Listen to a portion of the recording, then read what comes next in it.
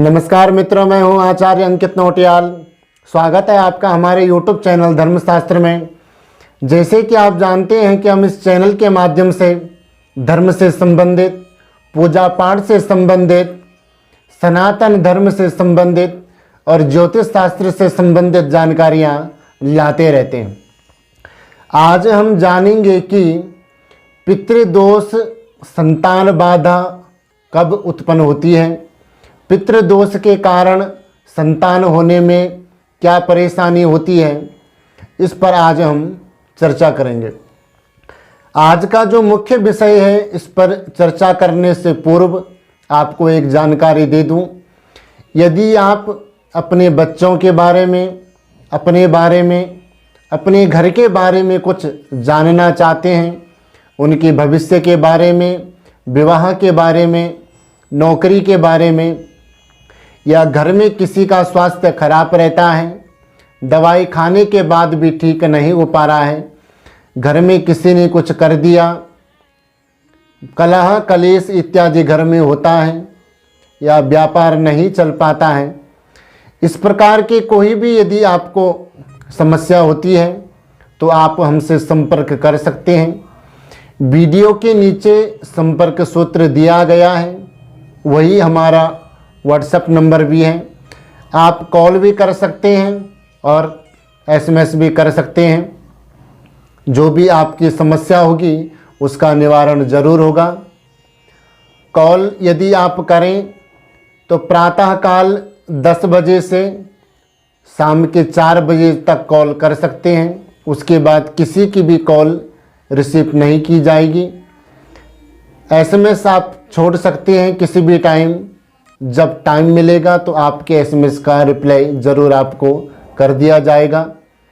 तो ज़्यादा बातें न करते हुए आज का जो हमारा मुख्य विषय है, इस पर आज हम बात करते हैं। अब आज का हमारा जो मुख्य विषय है, कई लोग कहते हैं कि पितृदोष, काल सर्पयोग दोष इत्यादि कुछ भी नहीं होता है। पर जो लोग इस समस्या को भुगत चुके हैं उनसे आप पूछ सकते हैं कि पितृदोष, काल सर्पयोग दोष क्या होता है, क्या समस्या पैदा करता है।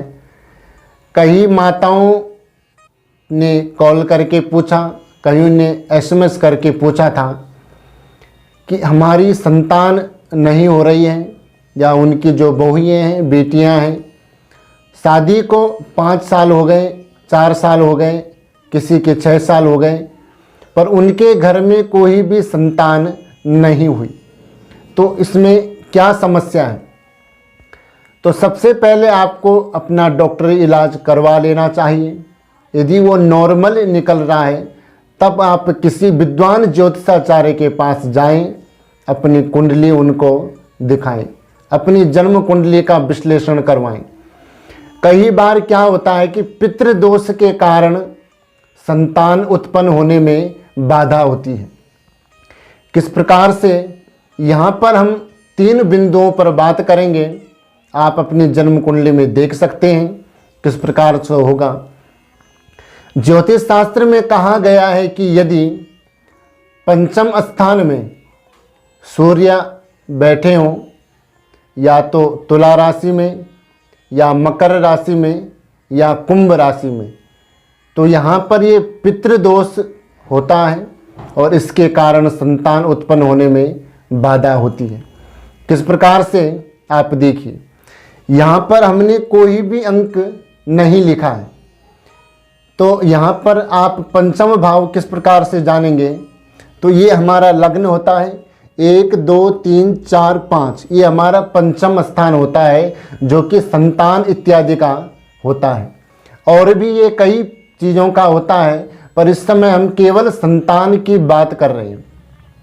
तो पंचम स्थान में सूर्य बैठे हैं, 7 10 11, 7 जो अंक है ये तुला राशि का, 10वां मकर का, 11वां कुंभ का।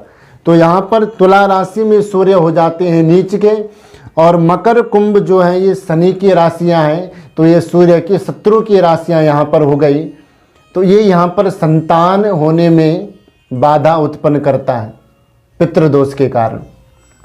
केवल इतना ही नहीं, इसके अलावा ये स्थिति यदि बन रही है तो उसके बाद आपने चौथे भाव और छठे भाव की स्थिति भी देखनी है कि यहाँ कोई पाप ग्रह या क्रूर ग्रह तो नहीं बैठा है। यदि चौथे भाव में राहु केतु शनि मंगल और छठे भाव में राहु केतु शनि मंगल, इनमें से दोनों भाव में यदि कोई पाप ग्रह क्रूर ग्रह बैठे हों तो ये यहाँ पर पाप कर्तरी योग बन जाता है।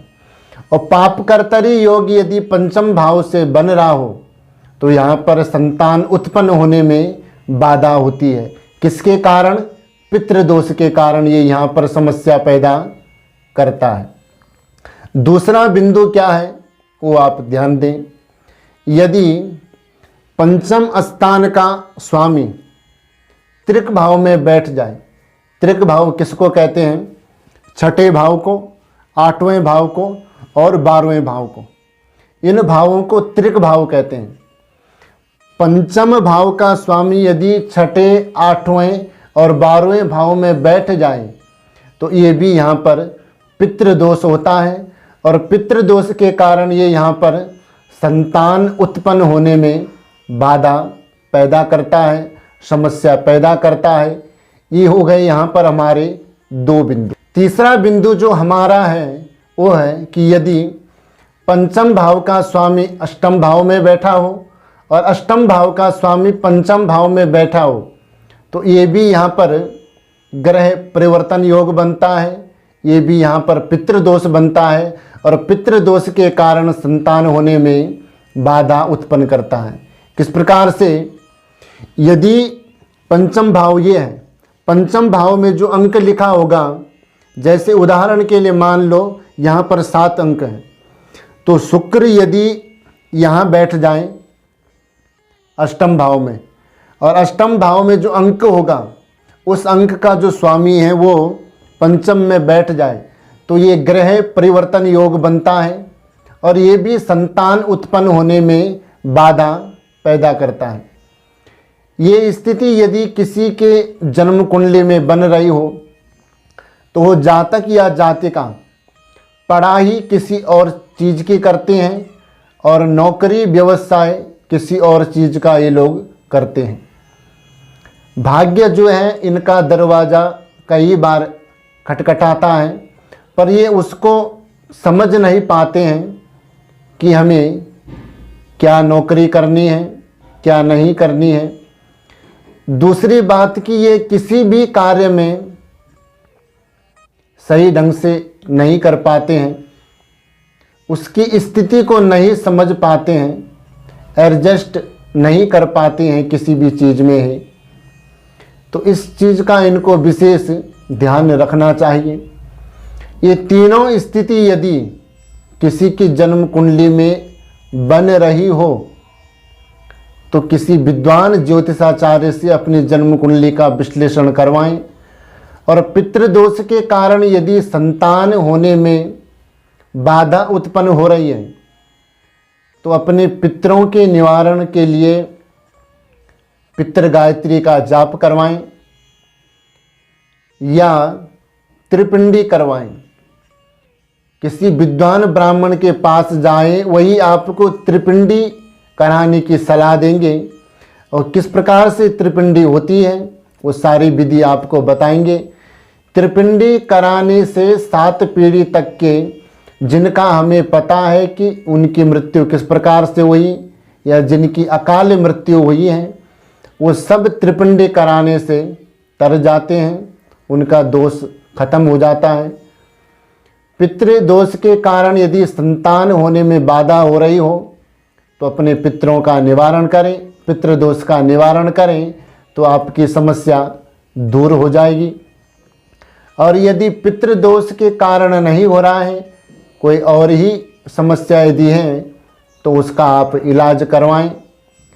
सात्विक पूजा पाठ से ही आप अपना उद्धार करें, अपने घर का निवारण करें। तांत्रिकों के पास, भक्तों के पास, मौलवियों के पास आप बिल्कुल भी ना जाएं, इनसे दूर रहें, नहीं तो आपका कल्याण होने वाला बिल्कुल भी नहीं है। तो आज के लिए इतना ही। मुझे विश्वास है कि हमारे द्वारा दी गई जानकारी आपको ज़रूर पसंद आई होगी। हमारे द्वारा दी गई जानकारी आपको पसंद आई हो तो हमारे चैनल को सब्सक्राइब करें, बेल आइकन का बटन भी ज़रूर दबाएं ताकि जो भी वीडियो आए उन वीडियो की नोटिफिकेशन आपको ज़रूर मिल सकें। तो मिलते हैं एक नए योग के साथ, तब तक के लिए जय जय श्री राधे श्याम।